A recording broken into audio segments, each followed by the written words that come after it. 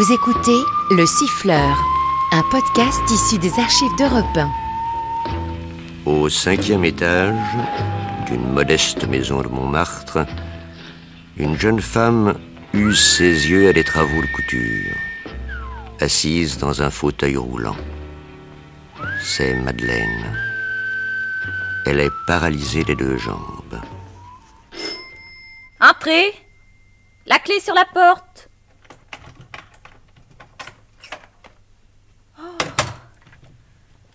Bonjour Madeleine. Monsieur Christian. Oh bah ça...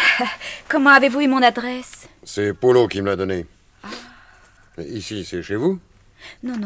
Une amie m'a recueillie. En ce moment, elle est pour 2 jours chez sa mère. Et pour votre nourriture, comment vous faites? La concierge me monte à manger. Elle est bien brave. Et Maurice? Pas de nouvelles. Il m'a quitté le lendemain de mon accident. Vous le connaissez, pour rigoler et faire un peu la noce. Il était toujours là. Mais pour jouer les infirmières, d'abord, il n'aurait pas su.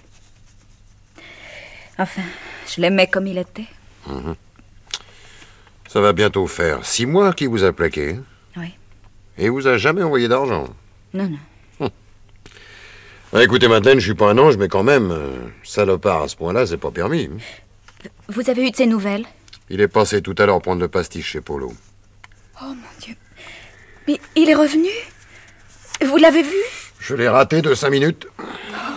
Il a parlé de moi, Polo. Oui, enfin, il lui a demandé où vous étiez. Il va venir me voir? Oui, après le déjeuner. Oh là là. Oh, et moi qui suis habillée n'importe comment. Quelle heure est-il? Il est 1h15. Et vous avez grimpé mes 5 étages pour m'annoncer sa visite. Oh, est-ce que vous êtes gentil? Non, Madeleine, non, c'est pas pour ça que je suis venu. Pourquoi alors? Pour vous dire que votre mari, c'est une ordure. Oh, monsieur Christian, c'est pas parce que Maurice a commis quelques ça, erreurs. vous savez, moi, je ne reproche pas d'avoir fait 3 ans à Fresnes. J'en ai bien tiré 5 à Clairvaux. Non. Si je vous dis ça, c'est parce que je viens d'avoir la preuve que votre petit frère René est innocent. Quoi? C'est Maurice qui l'a fait condamner à sa place. Oh, c'est pas vrai. Rappelez-vous, il avait déjà sur lui une très mauvaise influence. Alors je lui avais dit, un môme de 17 ans, laisse-le, il a bien le temps. Et il s'est quand même arrangé pour que le petit ait affaire à la police 2 ou 3 fois. Puis le salaud a fait tout seul le coup de l'usine de la rue Ballard. Et si on a retrouvé sur le gosse 2 billets de la série P98, c'est parce que Maurice les lui avait glissés dans la poche sans qu'il s'en rende compte. Oh. Alors bien entendu, lui, Maurice, il avait un alibi de première. Non, ça je peux pas le Vous voulez croire. la preuve? Bon, bah tenez. Voilà. Tout à l'heure, Maurice a payé une tournée générale chez Polo. Et il a réglé avec le fric qui lui restait, ce billet de 5000. Fauché à ce qu'il dit, mais toujours grand seigneur. Alors Polo prend le billet, et un petit peu vicieux de nature, il le regarde de près. Et qu'est-ce qu'il voit? Oui. Lisez le numéro de la série.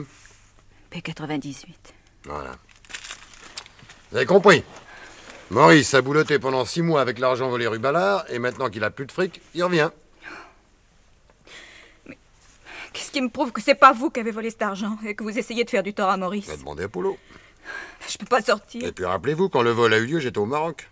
Oui, c'est vrai. Excusez-moi, monsieur Christian. J'ai pensé que ça vous ferait du bien de savoir que le petit était innocent.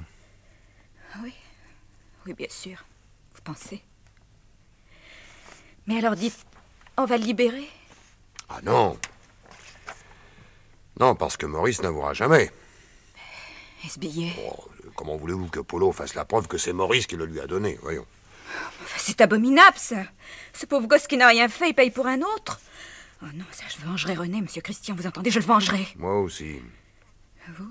Les riches ont leurs pauvres, moi j'ai mes salopards. Et quand ça se trouve, je m'en occupe. Alors si vous avez besoin de moi, voilà mon numéro de téléphone.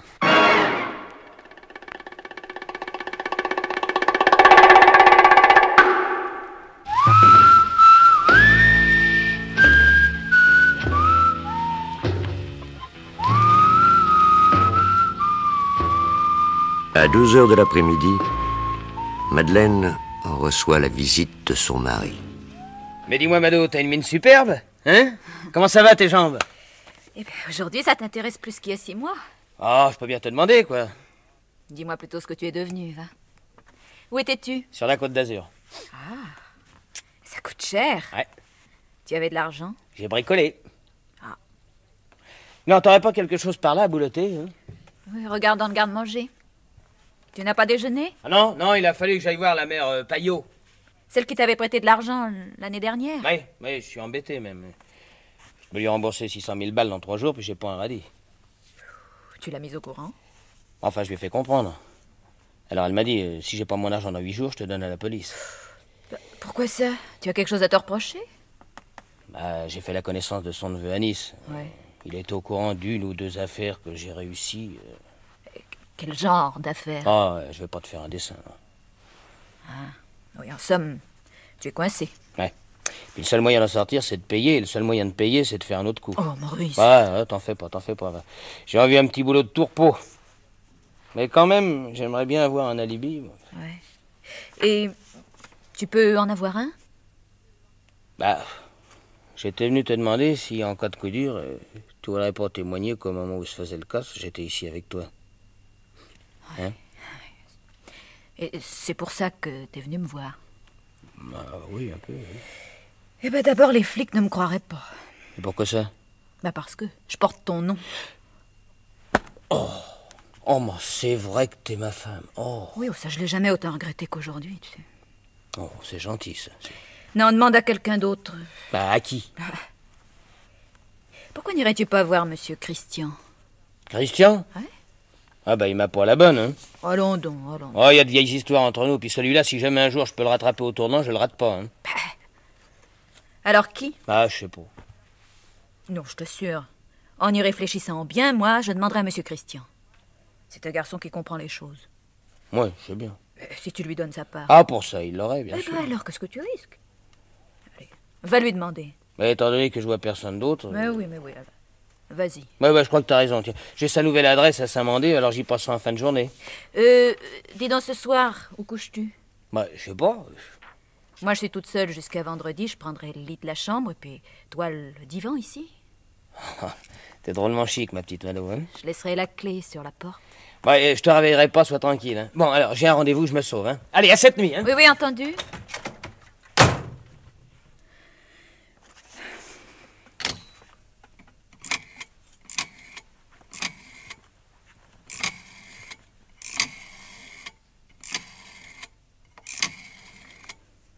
Allô?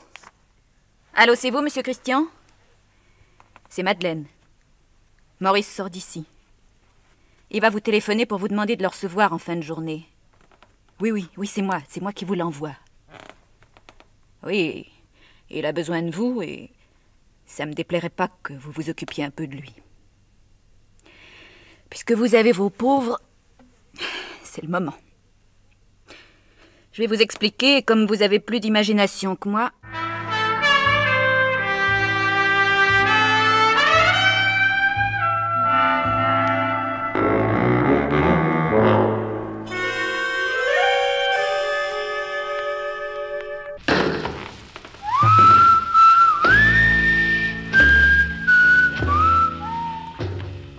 7 heures du soir. Maurice arrive à Saint-Mandé, devant le pavillon de Monsieur Christian. Soudain, il se cache, voyant sortir la mère Payot. Tiens, Monsieur Christian, lui aussi, emprunterait-il de l'argent à la vieille? Oh, Maurice, alors si je m'attendais à te voir, hein. Où t'étais donc passé? 6 mois sur la Côte d'Azur. Ah. Oui. Et toi, ça va? Ça va. Le fric? Oh, comme ça. Hein? Bah, pourquoi dis-tu hein? Parce que je viens de voir la mère Payot sortir de chez toi. Et en général, quand on a affaire à cette vieille chouette, c'est pour lui emprunter de l'oseille. Bah, j'en sais quelque chose. Et quand on lui en doit, elle est pas tendre. Bah, moi, mon vieux, c'est le contraire. Elle m'embête parce que j'en ai trop. Quoi? Elle sait que ces temps derniers, j'ai réussi quelques points importants et que j'ai planqué pas mal de briques à gauche. Alors elle veut sa part. Autrement dit, elle te fait chanter, quoi. Ouais. Ça va pas durer longtemps. Parce qu'un de ces jours, moi, Je vais me mettre à chanter faux. Tu veux plus casquer? Non, Ah, c'est dangereux, ça. je sais. En somme, tu t'es fourré dans un sale pétrin. Bon, allez, hop. On verra bien. En attendant, on va se taper un bon petit cocktail. Dis donc, t'es toujours le roi du Rose Devil Brandy, toi? Ah oui, Rose Devil Brandy, plus que jamais. Oui. Alors vas-y, mon vieux, le bar est là avec toutes les bouteilles. Fais comme chez toi. D'accord. Ah oui, mais Hein? là, il me faudrait de la glace. Là, bah, y en a là à la cuisine, dans la glacière. T'as pas de réfrigérateur? Non, j'en ai commandé un il y a 2 jours, mais tu sais, je suis ici que depuis un mois, moi. Ouais. Alors en attendant, je me sers de la bonne vieille glacière des rentiers qui était ici avant moi. Le fournisseur continue à me livrer un pain de glace tous les jours, tiens, viens voir. Ouais. Oh! Oh, la belle glacière, dis donc. Ma grand-mère en avait une comme ça, ouais. Et tu as un pic à glace, ici, pour faire des petits morceaux. Ah, c'est pratique. Pendant ce temps-là, si tu me permets, moi je repasse dans le living room pour me mettre une chemise propre. Hein. Je vais dans le monde. Toujours sapé comme un prince, monsieur Christian. Ah, on a une réputation à soutenir. Ouais.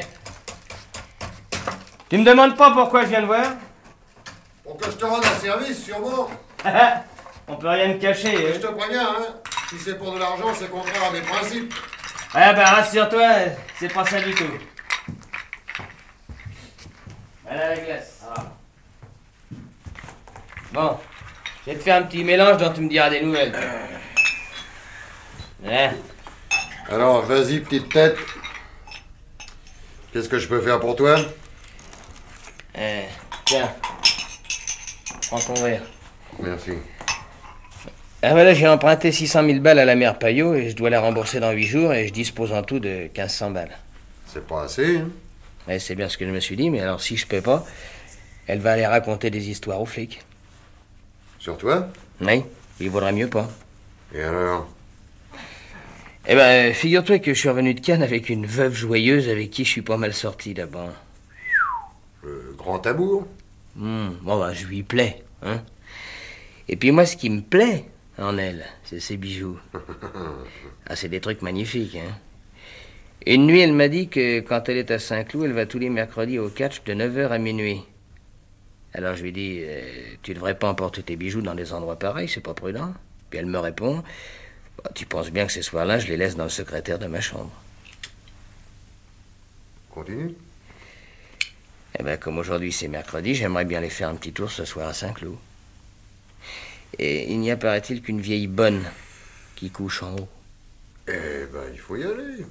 Eh oui, mais le seul ennui, c'est que mes relations avec la Pépé, elles doivent pas être tout à fait ignorées de la police, alors il me faudrait un bon alibi. Ah, ça me paraît utile, ça. Alors j'ai pensé à toi. Ah oui? Je fauche les bijoux ce soir entre 10 et 11 heures. Et si, un jour ou l'autre, les flics s'amènent, tu leur dis qu'on était ici ensemble. Et pour ça, tu me proposes? 40% de la prise. Ça va? Ok. Et les bijoux? Tu les planques où? Dans le petit terrain vague derrière chez Polo. Enfin, le temps de voir venir. Ah, c'est une bonne idée, ça. Bon, bah, quelle heure as-tu? 7h15. Allez, on part ensemble. On réglera en route les autres petits détails. Excuse-moi une seconde, mais je vais dans ma chambre donner un petit coup de chiffon à mes chaussures. Ouais, je suis à toi après. Hein. Allez, va, je t'attends. Sa chemise sale.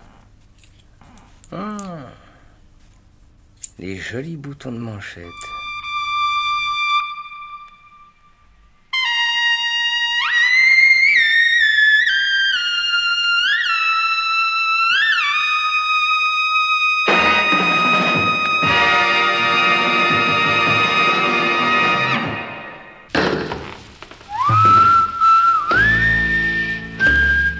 Saint-Cloud.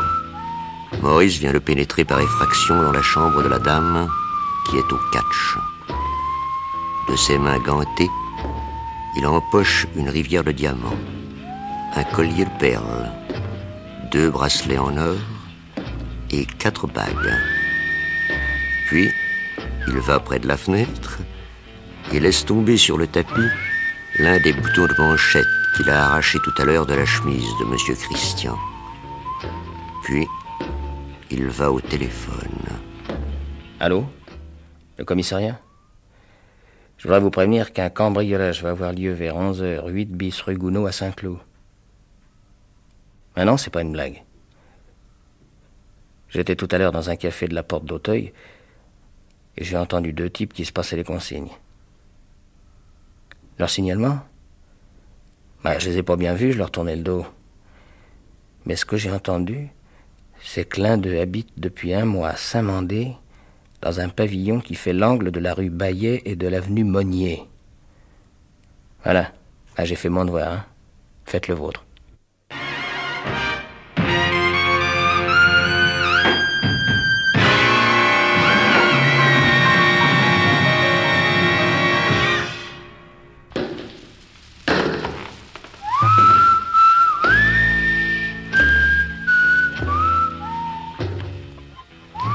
Midi. Maurice dort sur le divan dans le logement de Madeleine. Il ne s'est pas déshabillé. Déjà midi? Eh oui. C'est fou ce que j'ai dormi. À quelle heure es-tu rentré cette nuit? 11h30. Alors pour la Libye, Christian a marché? Ouais. Et tout s'est passé comme tu voulais? Encore mieux que tu ne crois. C'est-à-dire? Christian, je l'ai eu jusqu'au trognon. Comment ça? Chut! Entrez! La clé sur la porte! Commissaire Rossi. Quoi? Bonjour. Maurice Gréban, c'est vous? Oui, c'est moi. Oui. Et vous, madame, vous êtes... Sa femme. Bon. Inspecteur, faites entrer le gars. Christian! Enfin, qu'est-ce qui t'arrive? Il vient de cambrioler une villa à Saint-Cloud. Non. Ne me faites pas l'étonner, vous étiez au courant. Quoi? Comment? Moi? C'est pas la peine, Maurice, c'est pas la peine, ils savent tout. Tout quoi? Et que je suis venu hier te demander un alibi que tu as refusé catégoriquement. Mes compliments, monsieur Gréban. Ces gaillards-là, il faut les laisser faire leur coup tout seuls. Vous avez même fait mieux, puisque vous avez téléphoné à la police. Moi? Oui, toi. Je me suis même dit tout de suite, ça c'est un coup en vache de Maurice. Non, que je te jure que j'y suis... Vous avez fait votre devoir jusqu'au bout, vous n'allez pas le regretter. Il faut vous dire que Christian, c'est un copain, alors moi je voulais l'empêcher de faire une bêtise. Brave cœur, va. Oui, mon vieux. Alors une idée m'est venue, je me suis dit, je vais téléphoner à la police pour qu'elle soit sur les lieux avant qu'il n'arrive. Et comme Christian a du flair, il repartira en vitesse, vous comprenez? Malheureusement, on est arrivé trop tard. Le coup était déjà fait. Mais c'est gentil d'avoir téléphoné mon adresse à ces messieurs comme ça, et ils ont appliqué tout de suite chez moi. Et bien entendu, il s'est mis à faire la hurie. Le type qui tombe des nues. Jusqu'au moment où je lui ai mis sous le nez l'un de ses boutons de manchette à ses initiales. Et je l'avais trouvé par terre dans la chambre de Saint-Cloud. Qu'est-ce que tu voulais que je dise, moi? J'étais furieux contre moi, quoi. On perd pas un bouton de manchette pendant le boulot, c'est du travail de débutant. Enfin, il a avoué. Alors, ces messieurs peuvent te dire merci. J'ai retrouvé les bijoux, patron. Et voilà. Ah, bravo. Où était-il? Dans le terrain vague, derrière chez Polo. Vous voyez que je vous avais dit la vérité. J'espère qu'on m'en tiendra compte, monsieur le commissaire. D'autant que vous avez tout récupéré, là. On verra ça. À propos, monsieur Gréban. Ouais. Où étiez-vous hier soir, entre 9h et 11h30? Moi, j'étais ici avec ma femme. N'est-ce pas, Mado? Non. Qu'est-ce que tu dis? Je dis que tu n'étais pas ici entre 9h et 11h30. Elle est folle! Si je comprends bien, tu n'as pas d'alibi. Non, mais d'abord, pourquoi? Pourquoi j'aurais besoin d'un alibi, Minute. moi? Tu connais Madame Payot, rue du Baigneur? Un peu, oui. Pourquoi? Parce que hier soir, entre 9h et 11h, Madame Payot a été assassinée. Oh, ça par exemple. Et par qui? Par toi, Gréban. Moi, mais vous êtes cinglé! Je peux même préciser que tu as transpercé les poumons de la pauvre femme avec ce pic qui sert à casser la glace. Comme? Ah, on ne dit pas non. On a consulté ta fiche au sommier judiciaire. Tes empreintes correspondent exactement à celles qui sont sur le manche de ce pic à glace. Mais ça n'a rien d'étonnant. Hier, chez Christian, j'ai cassé de la glace avec ce truc-là. Il est à lui, ça. À moi? Non, mais qu'est-ce que j'ai à foutre d'un instrument pareil, moi, alors? J'ai un réfrigérateur dernier modèle. Non, c'est pas vrai. Alors écoutez, commissaire, quoi? Vous avez bien vu que j'ai un réfrigérateur rose dans la salle de bain, Ah quand oui, même. ah oui, ça je l'ai vu, même que si ma femme en avait un comme ça. Non, commissaire, vous allez faire une erreur épouvantable. C'est pas moi qui ai tué la mère Payot, c'est Christian. Mais j'en regrette, mon petit père, mais je pouvais pas être en même temps à Saint-Cloud et rue du Baigneur. Non, commissaire, écoutez-moi, c'est moi qui ai commis le vol. Vous entendez, c'est moi, c'est moi. Et tu portais mes boutons de manchette. Inutile de nous raconter des histoires, mon petit Maurice, tu es fait. Non mais je vous jure que c'est moi. Mais regarde ce qu'on a trouvé chez la mère Payot, par terre, dans un dossier. Tu lui devais 600 000 francs. Et tu l'as tué pour lui reprendre ta reconnaissance de dette. Pas du tout. L'ennui, c'est que dans ce dossier, il y avait aussi un double. Tu l'as oublié, tiens. Le voilà, le Non double. mais non, monsieur, non, c'est pas moi qui l'ai tué. Enfin, Christian, quand tu le sais bien que c'est pas moi, quand tu le sais, non? Hier, tu m'as parlé de la mère Payot. Tu m'as dit que t'avais plus le rond. Et que si tu la remboursais pas, elle allait te donner à la police, quoi. Non, mais c'est vrai ou non? Mais écoutez. Ah non, mais regardez-le, commissaire, il trouve plus ses mots, quoi. Allez, hop. Que je trouve mes mots, moi. Passez-lui les menottes et embarquez-le en Non route. mais laissez-moi, je ne veux pas. Je ne veux pas payer pour un. Je ne veux pas payer pour un. Je ne veux pas payer pour un. Non. Chacun son tour. Alors voilà, Madeleine. Justice est faite. Et vous êtes un monstre. Mais de quoi parlez-vous? Emmenez-le. Emmenez-le dans.